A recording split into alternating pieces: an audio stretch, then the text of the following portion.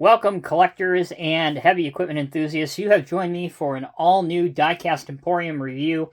In today's video, we're going to be doing an unboxing and in-depth review of the brand new Diecast Masters Highline Series 1/50 scale Caterpillar D3 Bulldozer. The item number is 85673, and because it is in the Highline series, it does come in a white outer shipping box, which protects the model and the model's metal tin.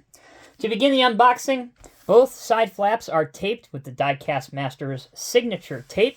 You have to cut one of the ends, and therefore it allows you to get into the box and see what's inside.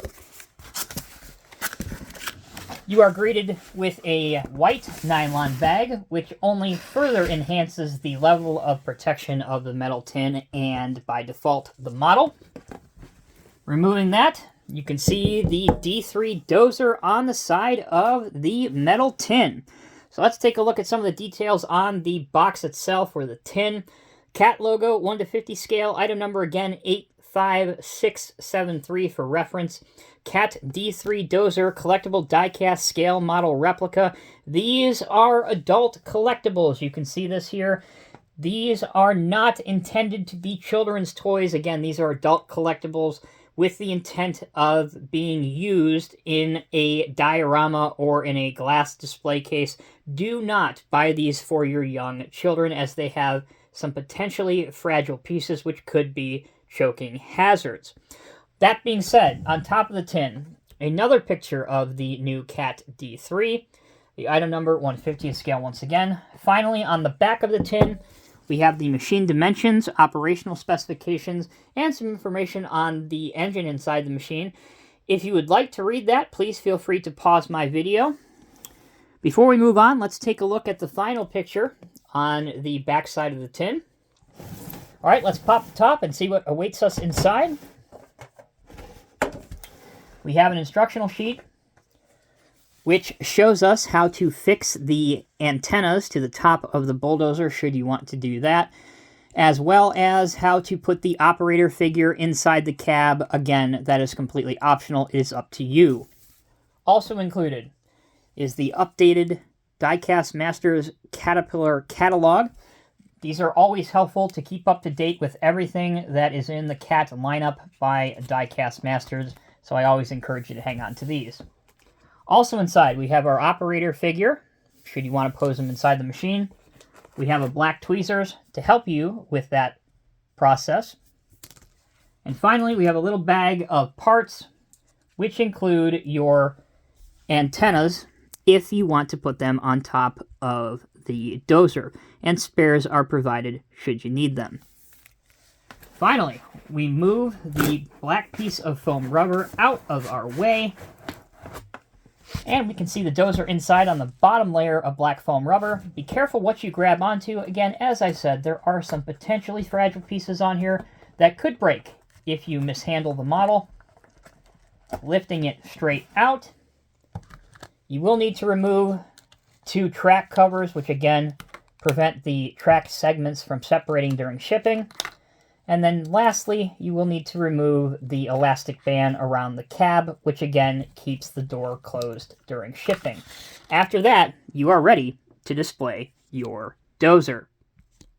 Continuing on with the video, I'm going to briefly go over the optional assembly if you want to do that on your model. First things first, take the top portion of the cab out and drop your operator figure inside if you want to do that. Again, that's what these tweezers are for, but you can also just use your fingers. It's a lot easier sometimes to just use your hands. Then you place the top of the Dozer back over. Make sure it's clipped in nice and tight. And the top of your machine is ready to go. Finally, I showed you this bag earlier, which has the different antennas that you can put on. To save some time, I'm just going to show you where it goes, and that's this little hole. And you can have the antenna either going straight up or angled. Again, we went over that earlier. Okay, for the details on the Dozer, this is a very, very sharp little Bulldozer. The Cat Modern Hex logo is very nicely presented. And on the engine hatch, you can see as though the holes appear to be perforated through and look convincing. But that's all done with a decal. They are, in fact, not perforated through, but again, very convincing, looks the part. The to scale grab rails all throughout also excellent and thin. The top ones, these two, are plastic, but again, thin and to scale. And here's your black exhaust that again is also a plastic piece. Inside the cab, you can see the operator where he has different joysticks and foot pedals and the operator station in front, which exactly replicates the layout of the brand new D3. On your tracks, you can see the bolt detailing on the tracks themselves, as well as 2 decals for tie-down points on the track frame if you wanted to outfit this machine on a lowboy for transportation. Moving towards the rear, we'll start up again on top of the machine. This is your air conditioning unit, different filler caps and lids for fluid, cat back here, and a 3-shank ripper.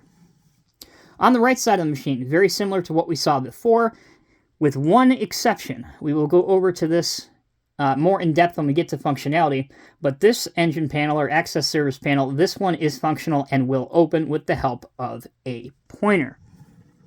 At the front of the Dozer, we have yet another cat logo, this one in white, right above the grille. Here's your lights as well, and the detailing on your blade is convincing with wear plating on the bottom of it. Last but not least, we'll take a look underneath the machine.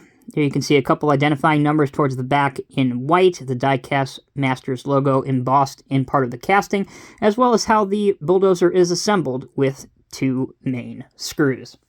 That's the details and decals. Let's transition now to functionality. For functionality, the first thing we need to do is test out how the tracks work.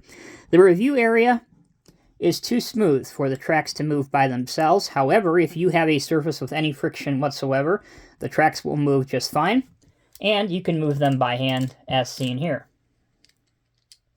Same thing applies to the other side.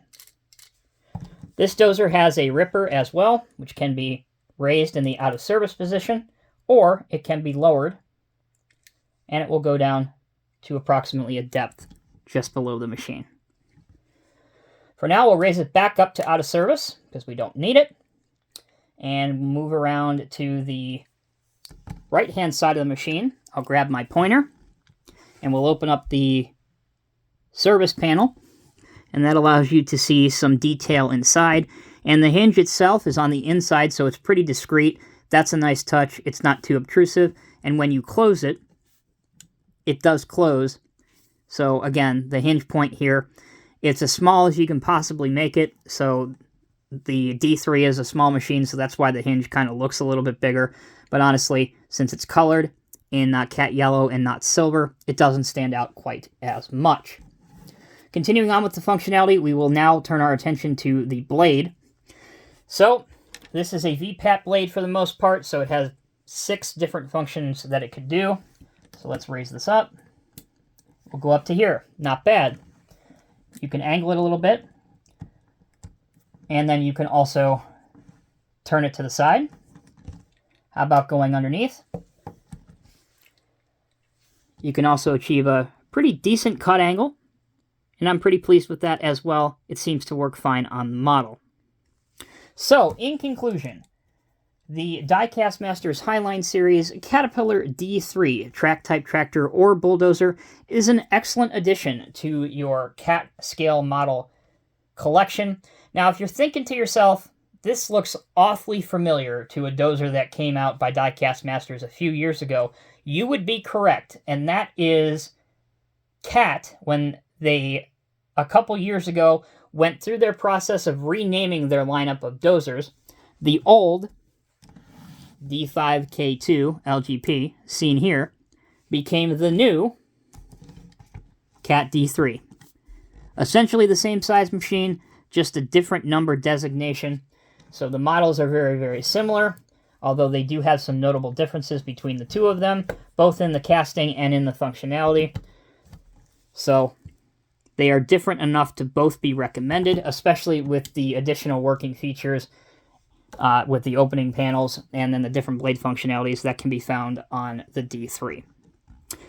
Thank you all so much for watching. Until next time, take care and be well. I will see you in the next review.